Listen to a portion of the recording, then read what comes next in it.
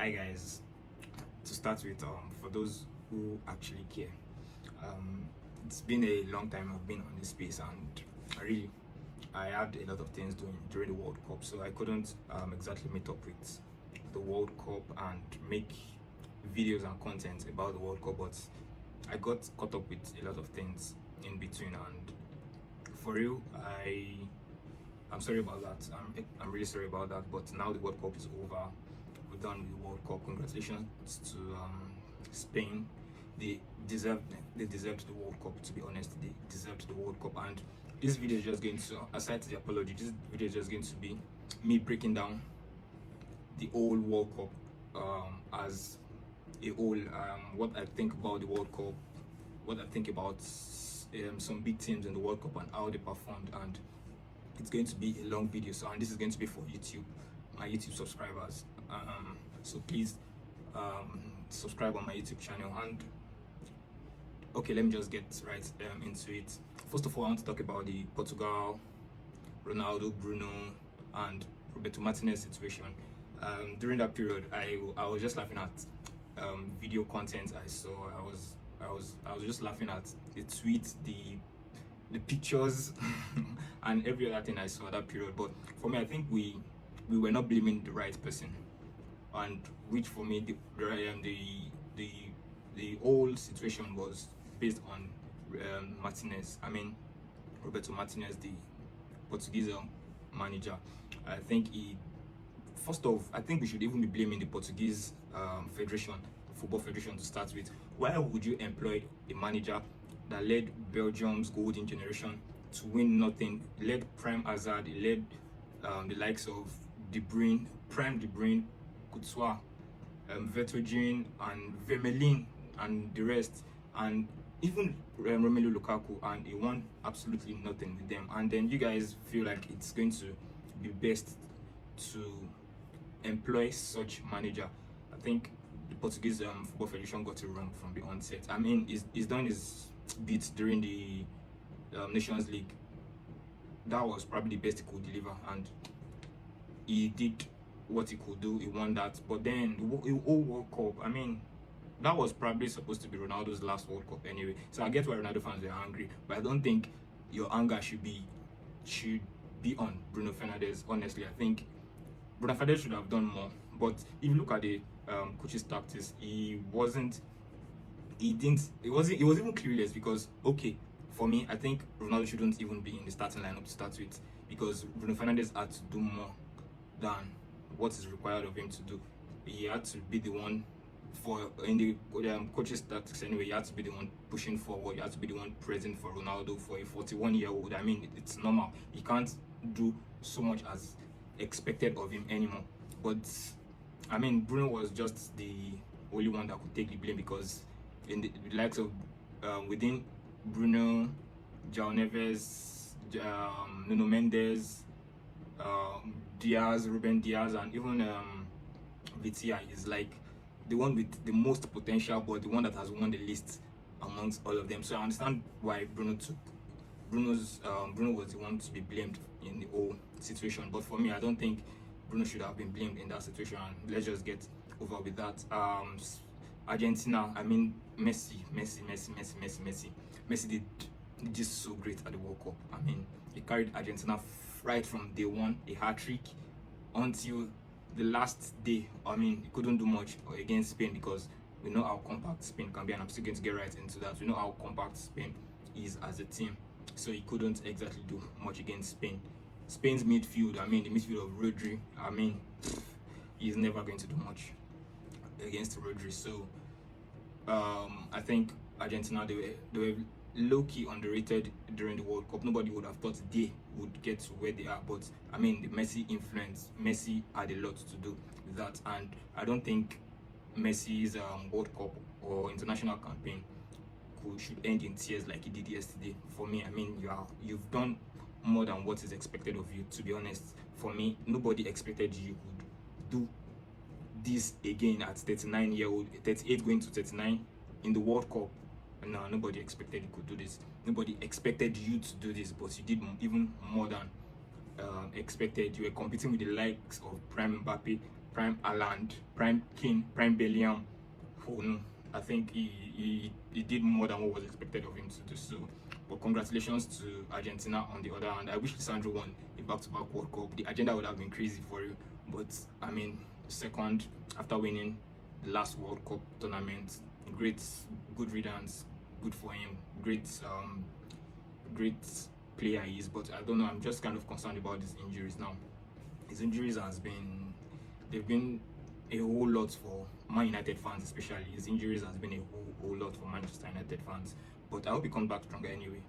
And I need him. We need number 21. So we need him. We really need him in the team. And let's now dive right into the winners of the competition, Spain. Spain right from day one. They were very compact. They had been compact right from the first game. And to be honest, not also much was expected of Spain. I think much was expected of Portugal than Spain. But then Spain, they did more than what we had thought they would do. They were so superb. And the engine room was Rodri. Rodri did spectacularly great at the World Cup. But I mean, it's Rodri.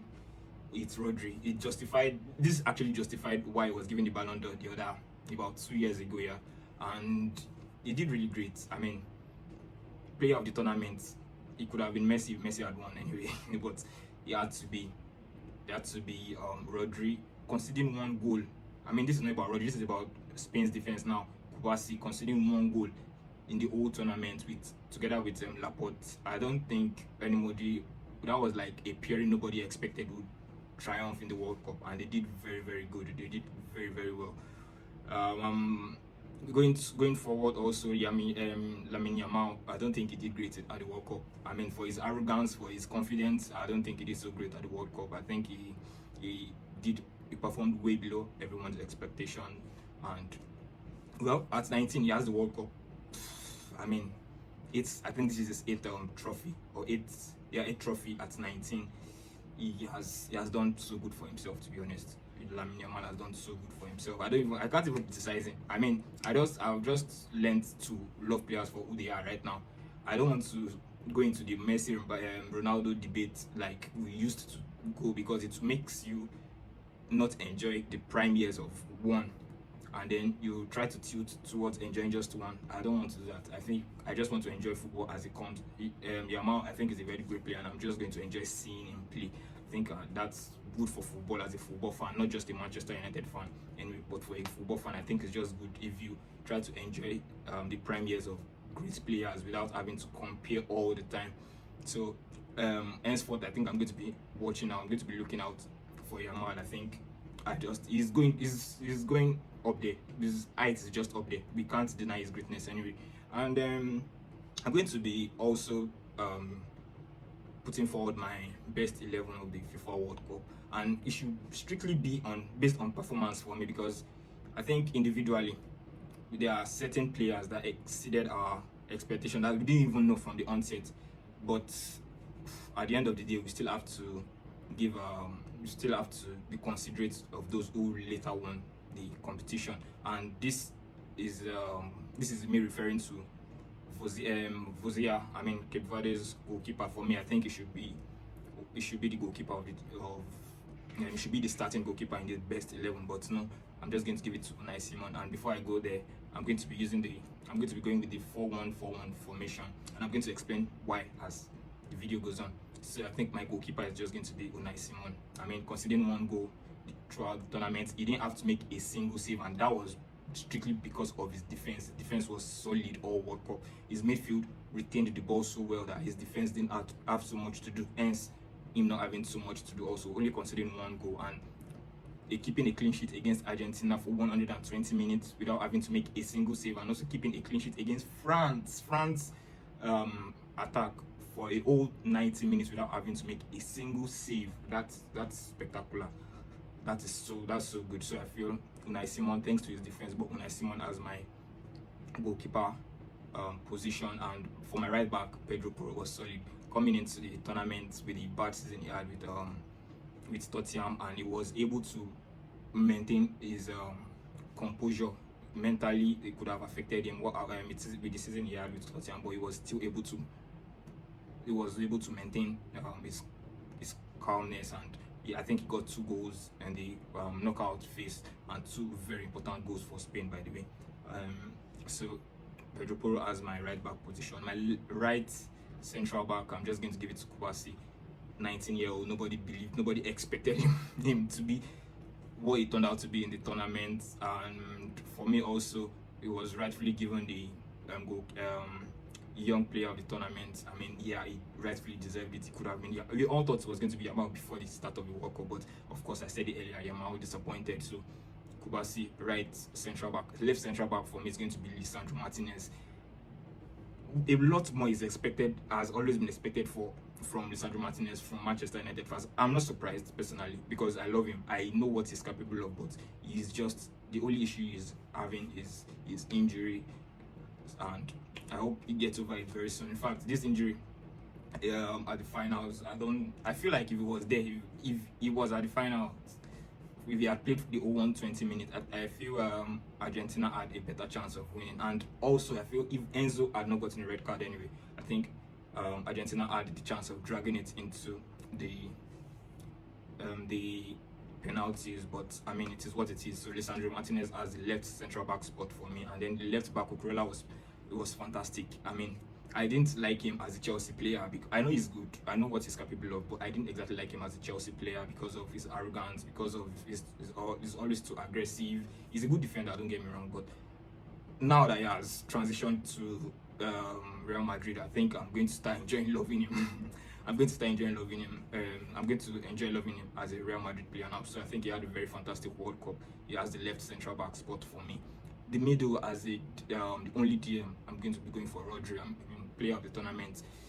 It could have just been Rodri. Honestly, it could have just been Rodri. And for me, I think this year's Ballon d'Or, he deserves it.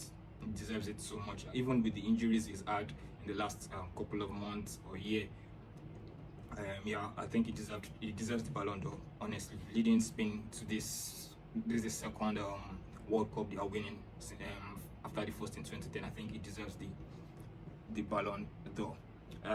Now, I'm using a 4-1-4-1 formation strictly because of Bellingham. I believe Bellingham should be among the best players in the World Cup. He deserves a spot in this starting, in this best 11. But I don't want to exactly pair him with Rodri. I want him to be like AM, CM. He's going to be inverting between AM and CM position. That's why I'm putting Bellingham as one of the players behind the striker.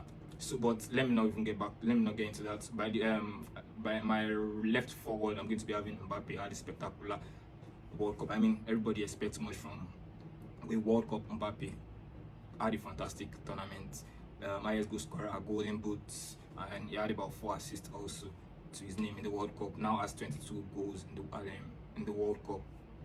Overall, leading goal scorer in a World Cup, not even in a World Cup tournament, the World Cup as a whole. I think he had a stellar World Cup. Shame he couldn't proceed to the finals, but I mean, good riddance for him. My second forward beside Mbappe, I believe should be Bellingham. Had a very good World Cup, 7 goals, the most goals by an Englishman in a World Cup, a single World Cup tournament. And I mean, I don't think we hype Bellingham enough. Especially the English press. I don't think they know what they have. I don't think they know the worth of the talent they have on their hands. But I think he had a very, very good World Cup.